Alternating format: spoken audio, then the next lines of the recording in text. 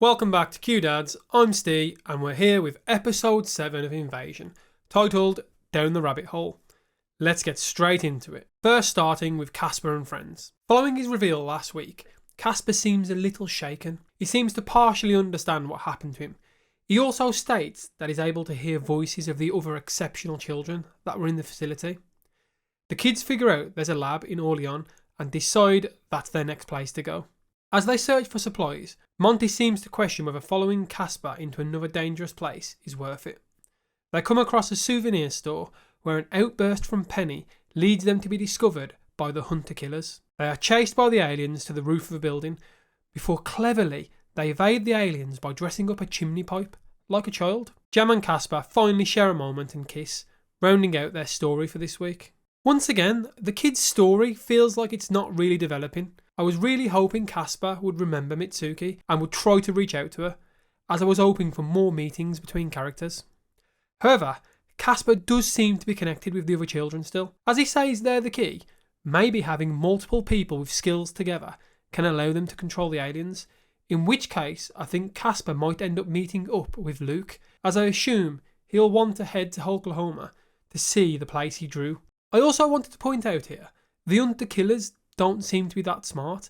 They were fooled by the clothing on a chimney. But not only that, they gave up immediately after destroying the clothes. We saw their vision seems to detect heat last week with Luke, as we got to see through their eyes.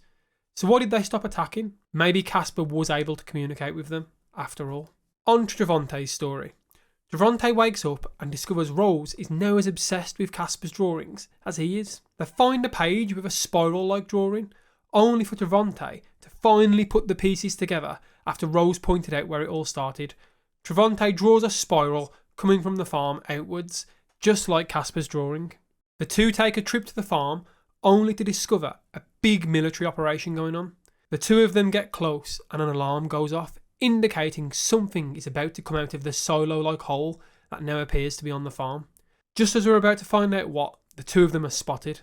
They manage to get away and seek refuge with Billy's sister Marlene, but not before Trevante shows off some of his skills.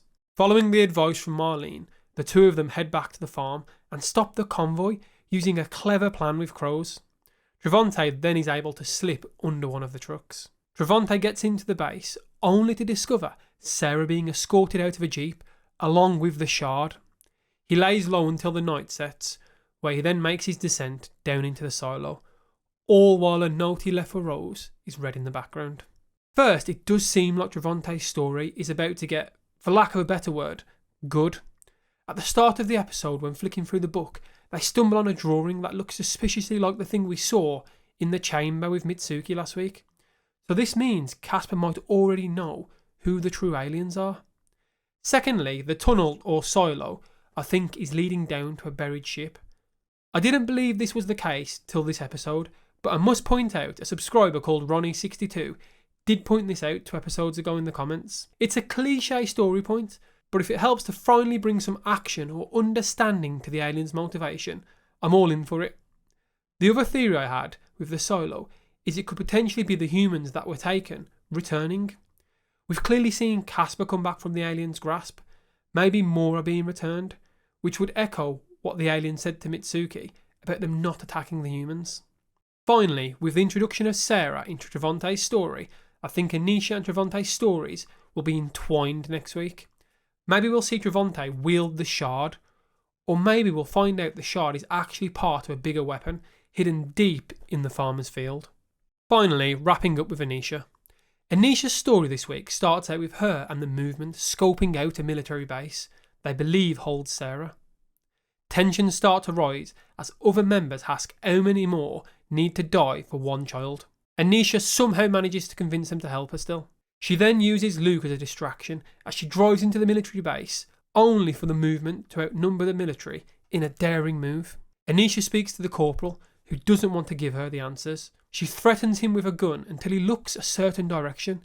She follows his gaze, only to find the word Badoom written on the wall. This being the code from back in season 1, meaning an emergency.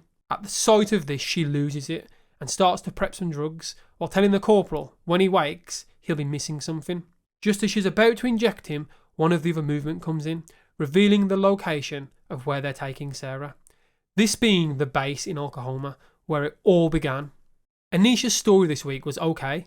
I'm more interested in how her character flip-flops between states of normality and psychopathy. She seems willing to kill for her children and doesn't care who gets in her way.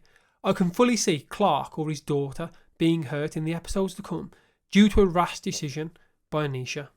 Overall, the episode was nearly substantial this week. We were teased by something coming out of the tunnel, only to have it ripped away. Seeing Trevante going into it gives me hopes for the next episode. However, it does seem common we only get his story every 2 episodes, so they could be saving that reveal for the penultimate episode, episode 9. The worst part of the episode for me was the lack of Mitsuki's story, as I feel that's been the only thing driving the progression of the series so far. I am happy that at least 2 characters have met up now, Trevante and Sarah, which means Anisha should become part of Trevante's story the next time we see him. As mentioned earlier, I'm starting to wonder if the Shard is part of whatever is underground in Oklahoma. My new theory sort of, I have mentioned it before though, is I believe there is a ship or resource below the ground now, and that the aliens attacking are not the same ones as the ones below ground. I think some kind of emergency protocol kicked in when it sensed the other aliens' presence, and that's why it started taking the humans. I think it was potentially trying to help the humans combat the threat from above. Anyway, let me know your thoughts on the episode and where you see it going in the final 3 episodes. Would you like me to discuss more of the theories from the comments at the end of each recap? Let me know. And as always, catch you next time with something new.